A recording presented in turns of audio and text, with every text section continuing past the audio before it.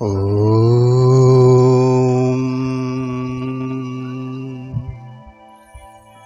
শ্রীং হ্রিং কমলে কমলালয়ে প্রসীদ প্রসীদ শ্রীং হ্রিং শ্রীং মহালক্ষ্মী নমঃ।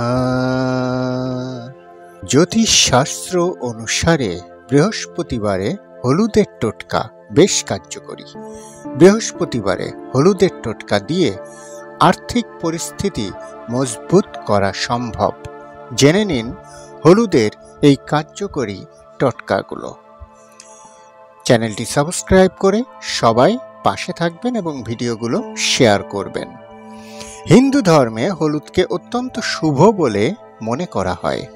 হলুদ ছাড়া কোনো শুভ কাজ সম্পূর্ণ হয় না। জ্যোতিষের পাশাপাশি আয়ুর্বেদেও হলুদের অবাক করা গুণাগুণের কথা বলা হয়েছে। জ্যোতিষশাস্ত্রে হলুদের কয়েকটি টোটকার কথা উল্লেখ আছে।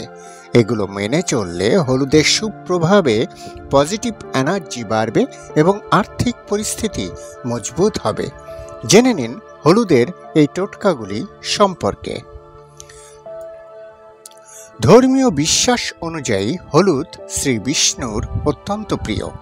আবার বৃহস্পতিবার দিনটির অধিপতি হলেন বিষ্ণুদেব। তাই বৃহস্পতিবারে হলুদের টোটকা ভাগ্য ফেরাতে বিশেষভাবে কার্যকরী বলে মনে করা হয়। হলুদের টোটকায় আর্থিক পরিস্থিতি ভালো করে এবং ভবিষ্যৎকে উজ্জ্বল করে।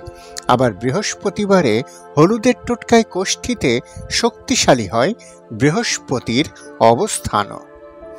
আপনি যদি ক্রমাগত আর্থিক সমস্যায় নাজেহাল হন, তাহলে কাঁচা হলুদের মালা বানিয়ে বৃহস্পতিবারে গণেশকে নিবেদন করুন।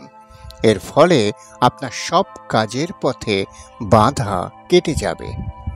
কয়েকটি কাঁচা হলুদের টুকরো একটি লাল কাপড়ে বেঁধে বৃহস্পতিবার আলমারির লকারে রেখে দিন। এর ফলে অর্থ লাভ হবে আপনার। আপনার টাকা যদি কোথাও আটকে যায় তা ফেরত পেতে বৃহস্পতিবারে কয়েকটি চাল হলুদে চুবিয়ে একটি লাল কাপড়ে বেঁধে নিন। তারপর এই লাল কাপড় নিজের পার্সে রেখে দিন।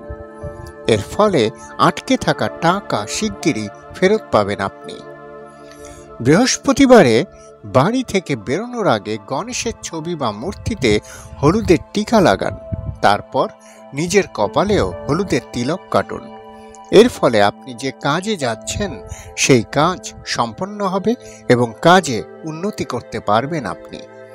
হলুদ নারায়ণের খুব প্রিয়। নারায়ণকে খুশি করতে বৃহস্পতিবারে হলুদ ডাল ও কাঁচা হলুদ দান করুন। এর ফলে লক্ষ্মী ও নারায়ণের আশীর্বাদে আপনার জীবনের সব সমস্যা কেটে যাবে। বৃহস্পতিবারে কাঁচা হলুদের টুকরো দিয়ে মালা তৈরি করে গলায় পরুন।